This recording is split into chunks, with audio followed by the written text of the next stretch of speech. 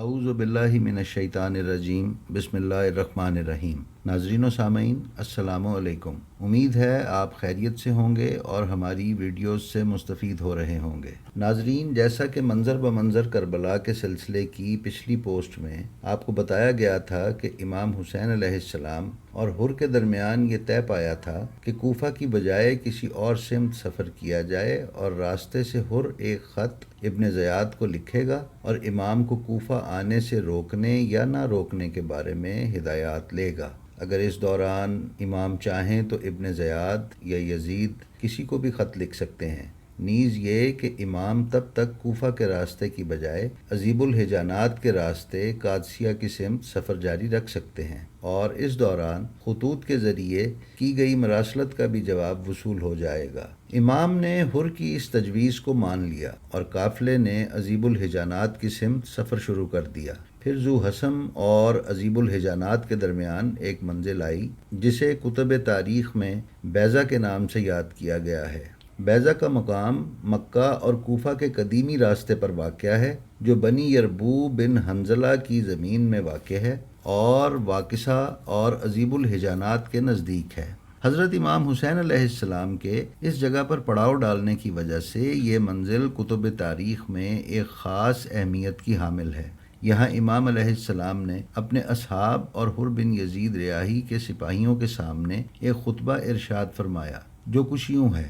خدا کی حمد و تعریف کے بعد آپ نے فرمایا، اے لوگو، رسول اللہ صلی اللہ علیہ وآلہ وسلم نے فرمایا ہے، اگر کوئی شخص کسی ظالم حاکم کو دیکھے جو اللہ کے حرام کیے ہوئے کو حلال کرتا ہو، خدا سے کیے عہد و پیمان توڑ رہا ہو، رسول اللہ صلی اللہ علیہ وآلہ وسلم کی سنت کی مخالفت کرتا ہو اور اللہ کے بندوں کے ساتھ ظلم و ستم سے پیش آتا ہو، اور یہ شخص ایسے حاکم کو دیکھنے کے باوجود اپنے عمل یا اپنے قول سے اس کی مخالفت نہ کرے، تو اللہ کو حق ہے کہ اس خاموش اور بے عمل شخص کو اسی ظالم کے ہمراہ عذاب میں مبتلا کرے۔ اے لوگو، جان لو کہ ان لوگوں یعنی بنی امیہ نے شیطان کی اطاعت اختیار کر لی ہے اور رحمان کی اطاعت کو ترک کر دیا ہے، فتنہ و فساد کو رواج دیا ہے اور اللہ کے حدود احکام الہی کو معطل کر دیا ہے، خاندان نبوت کے لیے مختص مال کو اپنے لیے مخصوص کر لیا ہے،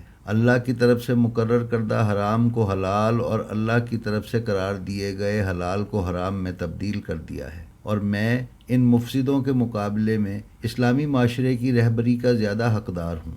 ان حالات میں مجھ تک پہنچنے والے خطوط کا مضمون اور تمہارے قاصدوں کا پیغام یہ تھا کہ تم لوگوں نے اس بات پر میری بیعت کی ہے کہ نہ تم مجھے تنہا چھوڑو گے اور نہ ہی مجھ سے بے وفائی کرو گے۔ اب اگر تم اپنے بیعت پر قائم رہے تو کامیابی اور ہدایت حاصل کرو گے، کیونکہ تم جانتے ہو کہ میں حسین ابن علی علیہ السلام، فرزند فاطمہ سلام اللہ علیہا، بنت رسول اللہ صلی اللہ علیہ وآلہ وسلم، میری جان تمہاری جان کے ساتھ اور میرے اہل و عیال تمہارے اہل و عیال کے ہمراہ ہیں۔ ہمارے اور مسلمانوں کے درمیان کوئی دوری نہیں۔ میں تمہارے لیے نمونہ عمل ہوں۔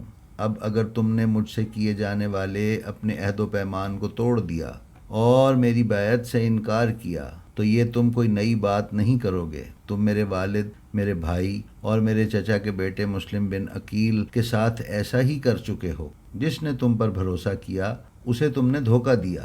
یاد رکھو، تم نے اپنا ہی نقصان کیا ہے اور اپنے ہی حصے کو ضائع کیا ہے۔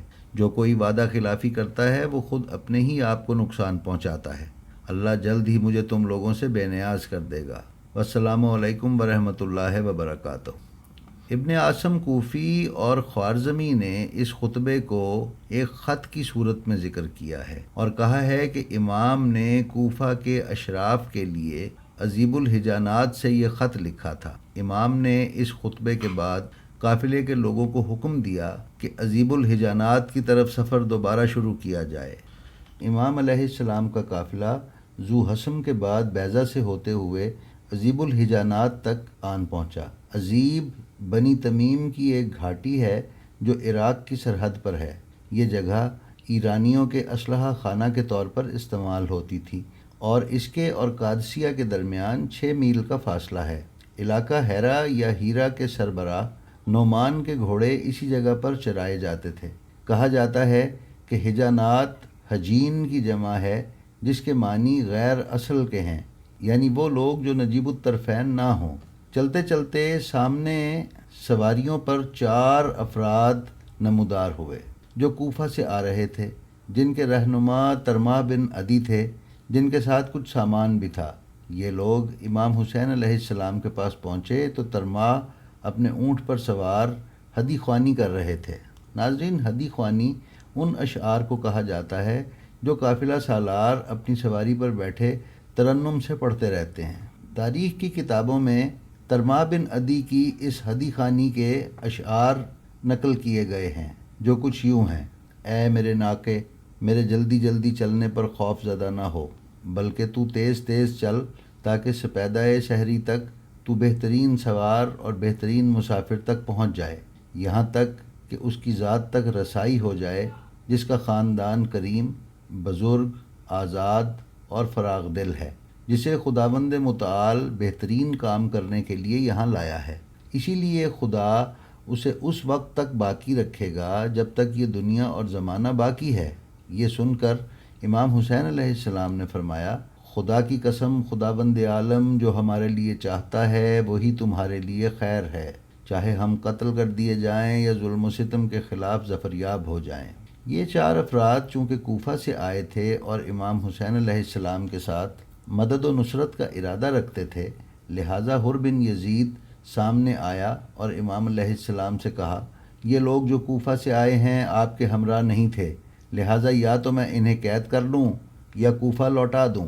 امام حسین علیہ السلام نے جواب دیا: میں ان کی جانب سے اسی طرح دفاع اور ممانعت کروں گا جس طرح تم اپنا دفاع اور اپنے سلسلے میں ممانعت کر رہے ہو، کیونکہ یہ میرے ناصر و مددگار ہیں، اور تم نے عہد و پیمان کیا ہے کہ جب تک تمہارے پاس ابن زیاد کا خط نہیں آ جاتا اس وقت تک تم مجھ سے کوئی سروکار نہ رکھو گے۔ حر نے کہا: ٹھیک ہے، لیکن یہ آپ کے ساتھ نہیں آئے ہیں۔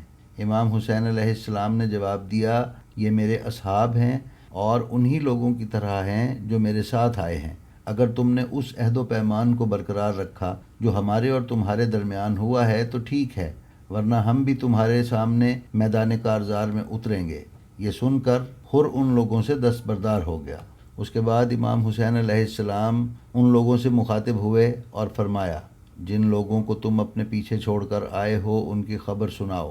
تو مجمع بن عبداللہ عائدی، جو انہی 4 میں سے ایک تھے اور کوفہ سے یہاں آئے تھے، نے آپ سے عرض کی: اشراف اور سربر آوردہ افراد کو رشوت کی خطیر رقم دے دی گئی ہے، ان کے تھیلوں کو بھر دیا گیا ہے، اس طرح سے ان کی خیر خواہی کو اپنی طرف متوجہ کر لیا گیا ہے اور ان کو اپنا محبوب بنا لیا گیا ہے۔ یہ گروہ وہ ہے جو آپ کے خلاف دشمن کے ہمراہ ہے، اور بقیہ لوگ وہ ہیں جن کے دل تو آپ کے ساتھ ہیں لیکن ان کی تلواریں کل آپ کے خلاف کھینچی ہوں گی۔ امام علیہ السلام نے فرمایا: کیا میرا کوئی پیغام رساں تم تک پہنچا ہے؟ تو ان لوگوں نے پوچھا: کس پیغام رساں کی بات کر رہے ہیں؟ امام نے فرمایا: قیس بن مسہر سیداوی۔ ان لوگوں نے جواب دیا: جی ہاں، ان کو حسین بن تمیم نے گرفتار کر کے عبید اللہ ابن زیاد کے پاس بھیج دیا۔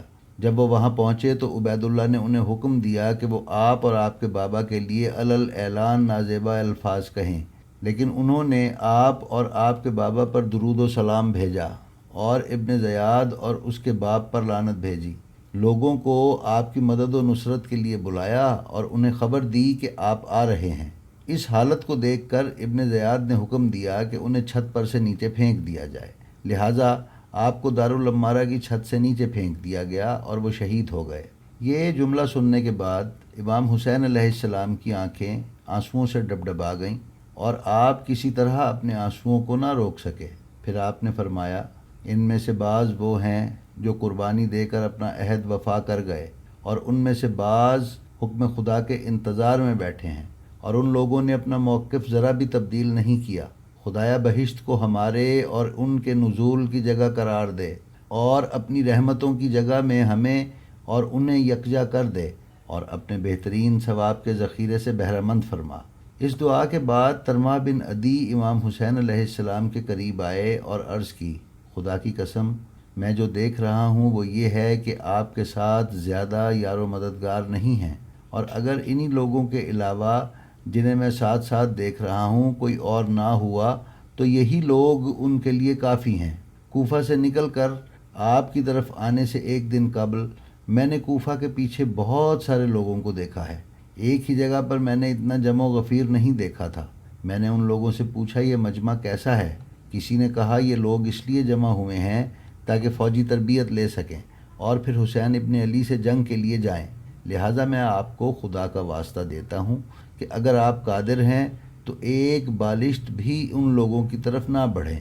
اگر آپ چاہتے ہیں تو ہمارے ساتھ چلیں تاکہ ہم آپ کو اپنی طرف کے ایک پہاڑی علاقے جبال میں لے جائیں جہاں کوئی بھی پر نہیں مار سکتا۔ امام حسین علیہ السلام نے ان سے فرمایا خدا تمہیں اور تمہاری قوم کو جزائے خیر دے۔ حقیقت یہ ہے کہ ہمارے اور ان لوگوں کے درمیان ایک قول و قرار ہے جس کی وجہ سے ہم ان سے جدا نہیں ہو سکتے، اور ہمیں یہ نہیں معلوم کہ عاقبت ہمارے اور ان کے امور کو کہاں لے جائے گی۔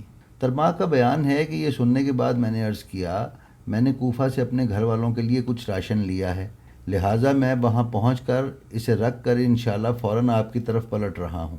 اگر میں آپ سے ملحق ہو گیا تو خدا کی قسم میں ضرور آپ کی مدد کرنے والا ہوں گا۔ امام علیہ السلام نے فرمایا ایسا کرنا چاہتے ہو تو جلدی کرو، اللہ تم پر رحمت نازل فرمائے۔ ترما نے امام کو الوداع کہا اور اپنے علاقے کی طرف چل پڑے، اور امام حسین علیہ السلام آگے بڑھ گئے یہاں تک کہ قصر بنی مقاتل تک پہنچ گئے۔ ترما کہتے ہیں جب میں اپنے گھر والوں کے پاس پہنچا تو سامان ان کے پاس رکھا، جو چیز ان کے لیے ضروری اور ان کی بہتری میں تھی اسے وہاں فراہم کیا، اور ان سے وصیت کی، پھر اپنے ارادے کو ان کے سامنے پیش کر کے فوراً لوٹ گیا۔ ترما کی امام کی طرف واپسی 10 محرم کے بعد ہوئی، یہاں تک کہ جب وہ عذیب الحجانات تک پہنچے تو سماع بن بدر نے امام حسین علیہ السلام کی شہادت کی خبر سنائی، تو پھر وہ واپس اپنے وطن پلٹ گئے۔ جی تو ناظرین، امید ہے آپ کو ہماری آج کی ویڈیو بھی پسند آئی ہوگی۔ ہمارا چینل سبسکرائب کر لیں اور بیل آئیکن پر کلک کر دیں تاکہ آپ ہماری کسی بھی ویڈیو سے محروم نہ رہ سکیں۔ السلام علیکم۔